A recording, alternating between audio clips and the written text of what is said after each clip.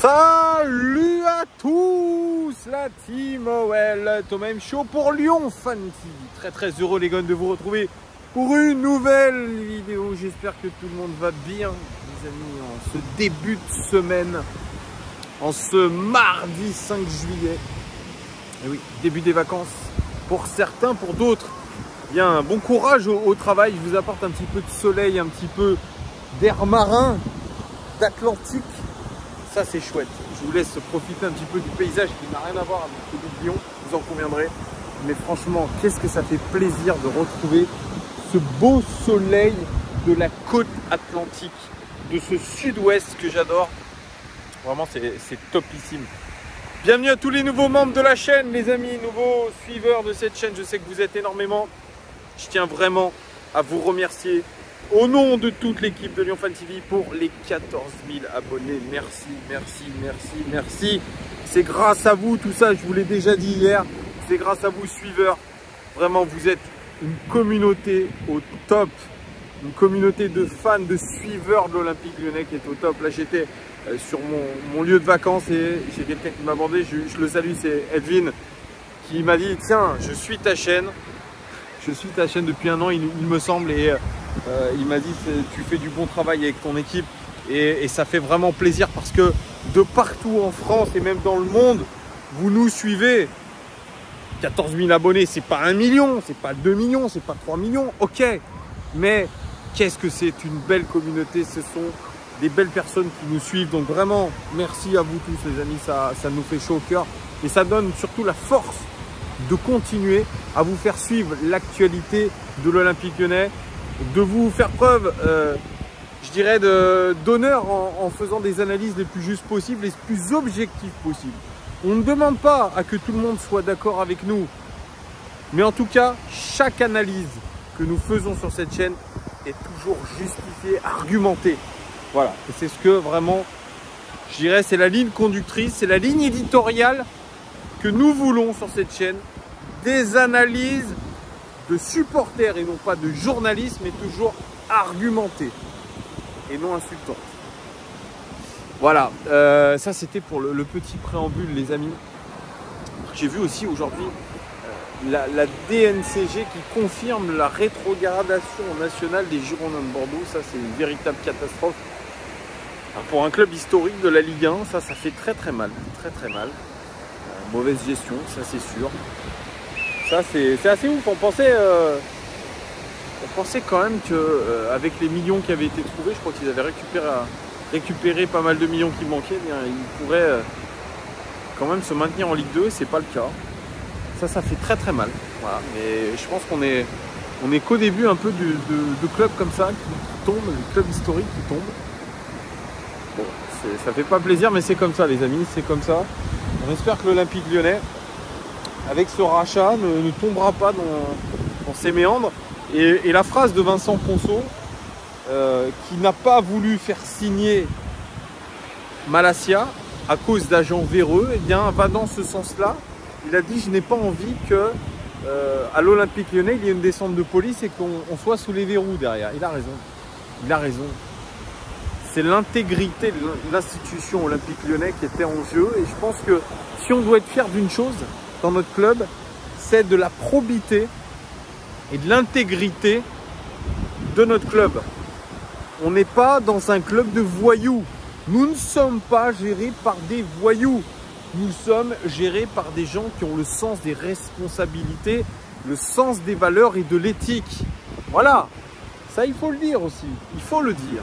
Donc ça, on a cette chance-là. Et c'est vrai, toutes les critiques qui avaient été émises, notamment contre Vincent Ponceau, et que je trouvais un petit peu exagérées, viendront aussi. Je pense qu'il faut aller dans le sens aussi inverse quand c'est le cas, et il faut le dire. Je pense que nous sommes bien gérés. Je pense que le bord lyonnais gère très bien les choses, financièrement du moins. Et en termes, je dirais, voilà, d'intégrité, d'honnêteté, voilà, ça, il faut le dire. Nous avons un club aujourd'hui qui tient la route de ce côté-là. Donc ça, tant mieux. Voilà, après ça, donc cette petite vidéo El Daily Mercato. J'ai fait une vidéo hier sur Oussem Aouar. Direction du FC Séville n'a pas été confirmée encore. L'Olympique Lyonnais cherche peut-être à obtenir les 15 à 20 millions d'euros. Là, on a vu que notre équipe a repris le chemin de l'entraînement avec le sourire. Beaucoup de sourires. On a vu Lacazette, notamment Cherki. Allez voir, c'est une vidéo officielle du club. Tout le monde était au sourire, au travail. Beaucoup de travail avec le ballon, comme la saison dernière. Ça aussi, on verra comment notre équipe va être préparée. Ça, c'est quelque chose qu'il faudra regarder. Vous me donnerez votre avis là-dessus. Parce que ce qui a été frappant la saison dernière, c'est physiquement, je pense qu'on a été en dessous. Alors bien sûr, on nous a toujours dit dans des interviews, etc., que ce n'était pas un problème physique. Eh bien, je pense que c'était un problème physique. On a changé de préparateur physique. C'est Terry Peters, le néerlandais, qui a une... Je crois qu'il a pareil que moi, il a 35 ou 36 ans, peut-être un peu moins même, qui est le préparateur physique de Peter Bosz, attitré. Et il y avait un parti pris de Peter Bosz et de son staff de se dire, bah écoutez, nous la préparation, on la fera avec ballon. On ne fera pas de travail foncier, un travail foncier absolu. Je ne sais pas si je me fais comprendre. C'est-à-dire qu'on ne va pas courir, oui, comme il se fait dans les clubs italiens, avec une grosse préparation de fond. Là, c'est jeu avec ballon, on fait la préparation physique avec ballon. Alors bien sûr, tous les jours on dit ah, c'est super agréable de toucher le ballon en début de préparation, ça permet d'être plus motivé. Oui, sauf que ça collait à la philosophie de Peter Bosz, c'est-à-dire d'avoir le ballon. Et j'ai écouté Robert Duverne, ancien préparateur physique de l'Olympique Lyonnais de l'équipe de France, qui parlait dans l'after-foot de la préparation physique de l'OL qu'il jugeait inadaptée.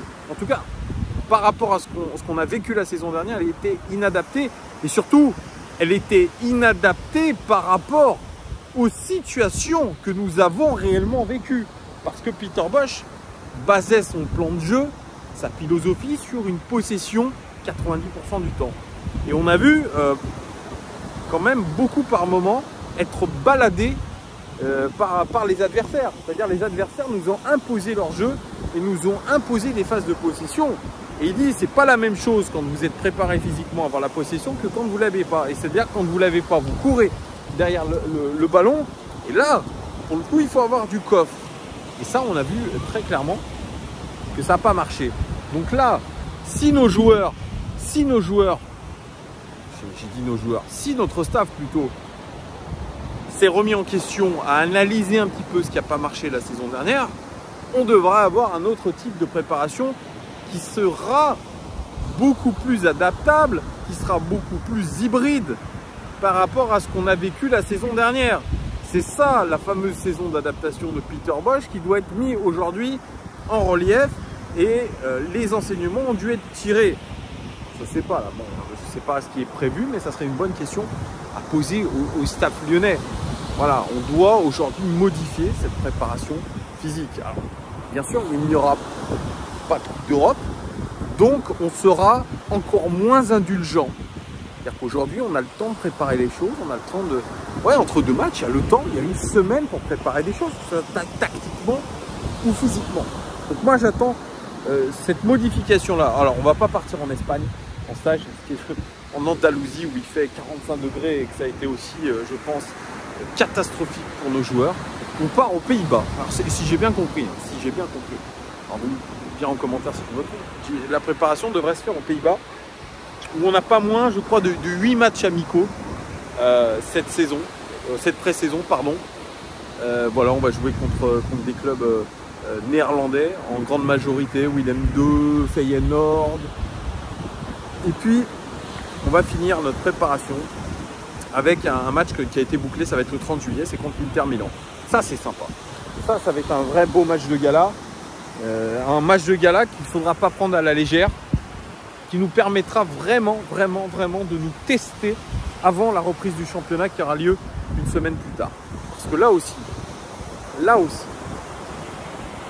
les matchs de préparation vont, je pense, révéler ce qu'il va être de la saison de l'Olympique Lyonnais. Ne tombons pas dans le piège comme l'année dernière de se dire ce ne sont que des matchs amicaux, on a le temps de se préparer. Non, les matchs amicaux doivent être maîtrisés.